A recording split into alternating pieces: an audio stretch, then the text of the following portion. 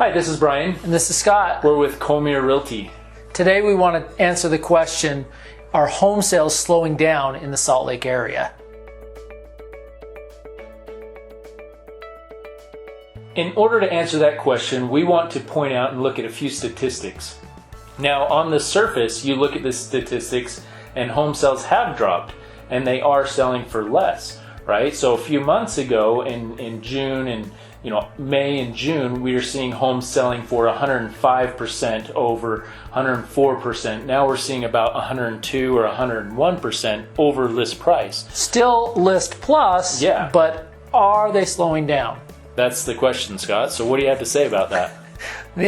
The short answer is our market is still a very strong seller's market.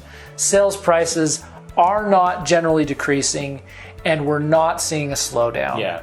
So we're looking at a percentage. If you look at the median home sale in the Salt Lake area, you will see in January it was about 392,000.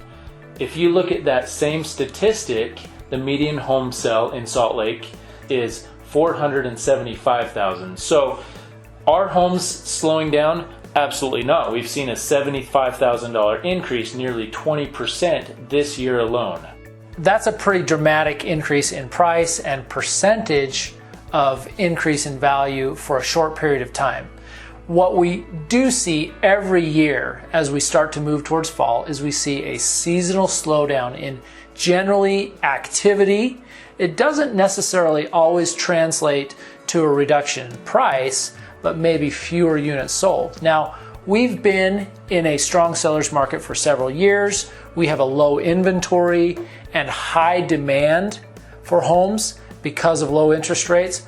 We'll most likely see a slight drop off in activity for the season, but we shouldn't see a decrease in prices anytime soon based on those low inventory and low interest rate facts. The next statistic that we want to point out and talk about is what's called the absorption rate.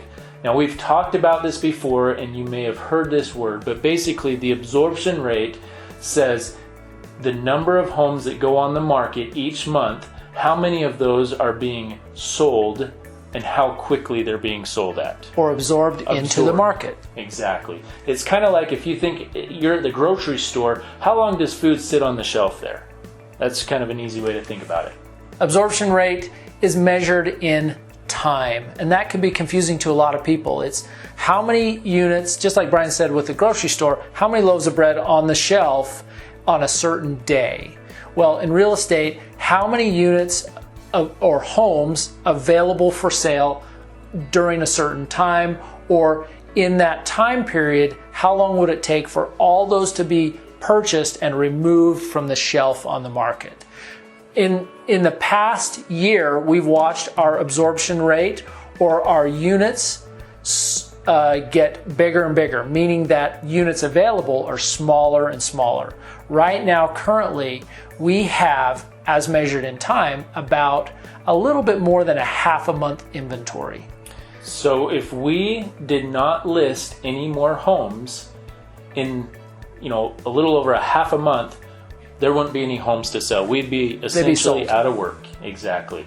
So to answer the question, is the market slowing down? Well, if you look at the absorption rate, absolutely not. It's still continuing. People are still buying homes, which is an indicator that the market is not slowing down.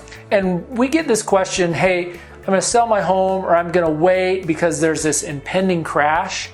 All the data shows that that's not the best choice to make because we see low inventory, we see prices continuing to rise, and so therefore the best move is to jump in and participate rather than stand on the sideline and wait and watch the market just continually go up and up and up with fewer opportunities to purchase. Yeah, absolutely.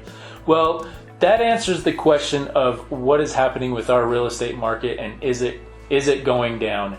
We hope that this was helpful for you. If you have any other questions, please reach out to your Colemere Realty associate and they'll be able to answer those. Thanks for watching and have a great day.